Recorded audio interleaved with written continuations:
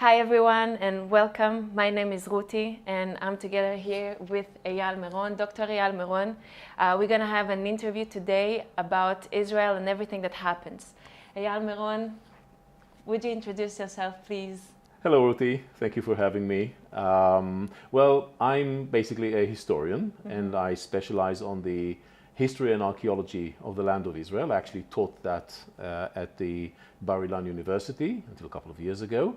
I teach at tour guide courses and I also edit and write books here and there about the history of the land. Yeah. So I was Eyal Meron's student and today I decided to interview him to bring the truth about Israel.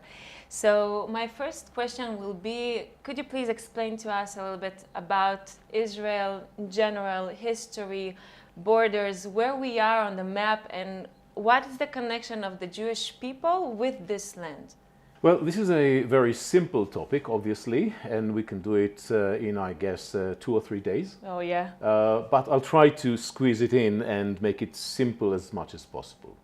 I ask for the forgiveness of those of you amongst the audience who already know the basic information about the land of Israel.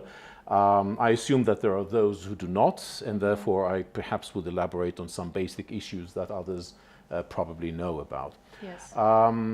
Firstly, when we speak about the State of Israel, the State of Israel is located in the land of Israel. Yeah. So it's a narrower term, and it refers to the state that was established in 1948 in the land of Israel. But the land of Israel, or the Holy Land as it is also known, or the Promised Land, is actually a much broader term referring to the area which is today roughly in the territory of the State of Israel and beyond that.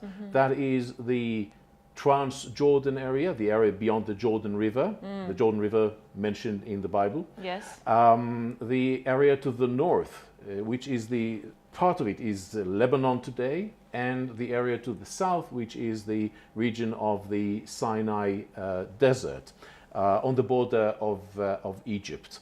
Today, the State of Israel is surrounded by several Arab Muslim states. Yes. Several states, one of them in the north is Lebanon, another is Syria. In the east, it's the Kingdom of Jordan, and in the south, as I said earlier, it's the state of Egypt. So Israel is basically bordered by Arab states, and in the west, it's the Mediterranean Sea. Yeah. It's a tiny state. It's a tiny land, but it's also a tiny state. Just for the sake of comparison, it's around 22,000 square kilometers, which is, I guess, roughly 1/3 of the size of Portugal. Wow. Perhaps Brazil is 400 times bigger than the State of Israel. So we're really a tiny place. But Tiny dot on the map. a tiny dot on the map, but size doesn't matter, as they usually say. And in this case, it is indeed the case. Because the land of Israel is the birthplace of 2 world monotheistic religions. The biggest religion in the world is Christianity. It was born in the land of Israel. Yes. Judaism, which was created according to the Bible in the time of Abraham, Isaac, Jacob, then the exodus from Egypt of the tribes of Israel. Eventually, they all got here to the land of Israel. Because this is the promised land that God promised to Abraham, Isaac, and Jacob. Indeed, and you can read about that in the book of Genesis and later in the following books of the Bible, telling the story of the formation of the people of Israel. So the original story, according to the Bible, is that we go back around 200 years ago with the exodus of the people of Israel from Egypt to the land of Israel, where they establish the first ever kingdom or state in history in the land of Israel. The land of Israel, by the way, in those days was also known as Canaan or Canaan. That's another term that we find in the Bible. And the first kingdom ever to be established here is the kingdom of David and Solomon. That is also a watershed line in the history of the land, because at that point in time, Jerusalem is chosen as the capital of Israel. For the first time, it is the capital of any state. It's beautiful. It is also the time when Jerusalem becomes the most holy site in the world for the Israelite people, because this is where the temple is built by Solomon, the son of David. So in David and Solomon's times, Jerusalem becomes a holy city for the first time in its history. Now that action actually determines, till this day, the history of the entire land. Yeah, it's Without true. it, Jerusalem, the land of Israel, would be worthless, just like any archaeological site in the world. Yeah. That changed history. Spirituality and politics. Yes. The capital, but also the spiritual center of the people of Israel. So that is the earliest phase, and this is the time of the prophets. You've all heard, of course, about Isaiah, Yeshayahu, the prophet, Jeremiah, Yirmiyahu, the prophet, and many other prophets. This is the time of the kings. Yeah. David, Solomon, Hezekiah, Chizkiyahu, Josiah, Yoshiyahu, and the last king of Judah, King Tzidkiyahu. So this is the earliest biblical kingdom ever established in this land, and it is a formative era in the history of the Holy Land. Yeah. After that period, the kingdom of the Jews is destroyed by the Babylonians, Nebuchadnezzar. It's also in the Bible. We read about that. We have extra biblical sources from outside the Bible that tell the same story. Jerusalem is destroyed, the temple is destroyed, the Jews are exiled.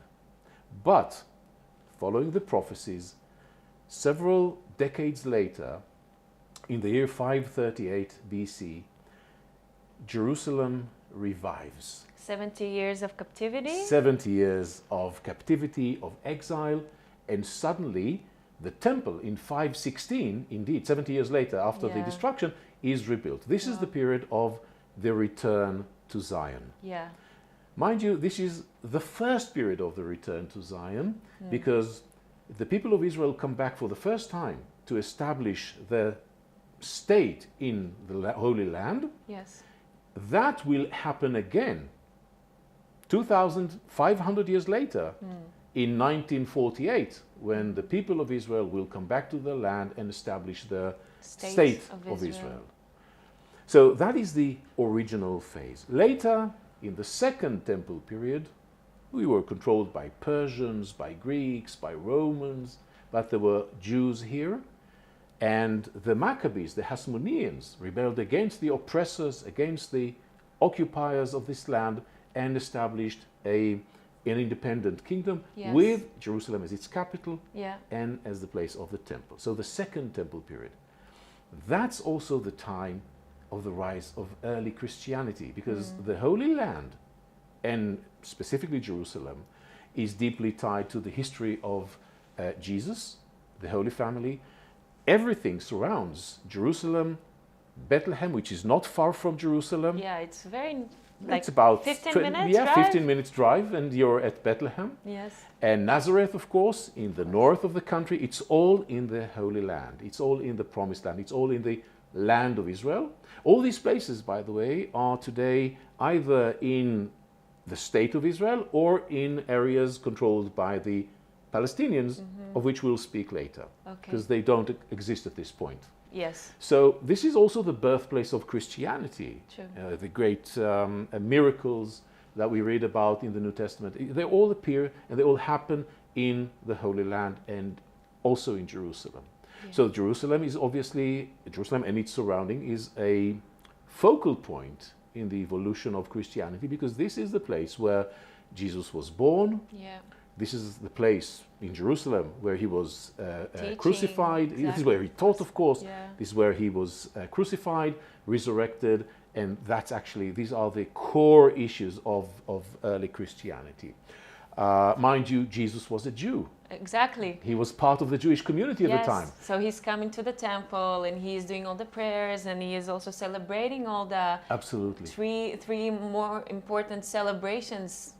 שלושת הרגלים. That's true. Yes. Yeah, 3 times a year in Passover and so on and so forth. So he comes to Jerusalem, he celebrates here with his family, and the events of the last days of his life are surrounding basically the main event of the most important festival, which is Passover. Yes. So, so the Holy Land, therefore, is holy for 2 reasons: the ancient Jewish stories and the ancient Christian stories. They both focus on this land, and they were born here, basically. Yeah. Unlike, and we'll discuss this later, unlike Islam, which also holds Jerusalem as a holy city, but it's a totally different perspective, as Islam was not born in the Holy Land. Islam has nothing to do with the Holy Land. Islam was born in a faraway place called today the Arabian Peninsula, where Arabic states are such as the Yemen and the Saudi Arabia and so on. We'll discuss this later because this is out of the topic at the moment. Other questions? So basically the history of the first and second temples is crucial to the understanding of the Middle East today.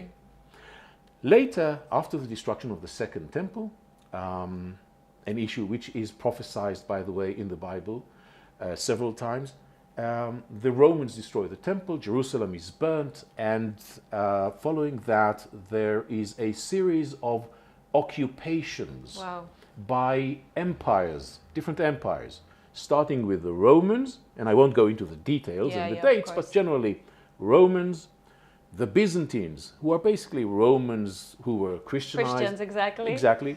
And around the year, well, exactly in the year 638, and that's relevant to our topic, Jerusalem is occupied by the Muslims. So the Muslims appear in the 7th century, not here, and they occupy the Holy Land as part of the expansion of the empire that they created. Following the Islamic period, we have also the Crusaders, who are Christians coming from Europe. Yes. They established a little kingdom here, which lasted for 200 years. Yeah. It's a relatively significant period of time. And then the Muslims came back and took over the land. So we have people like the Ayyubids and Mamelukes. We don't have to remember those names, but in general, it's an Islamic rule. And then came the Turks, which are quite relevant to our story. We'll discuss the Turks later. In this period, we don't call them Turks. They come from Turkey. So we don't call them Turks, we call them Ottomans. It's a certain family, it's the name of a certain dynasty. And the Turks controlled this country for 400 years.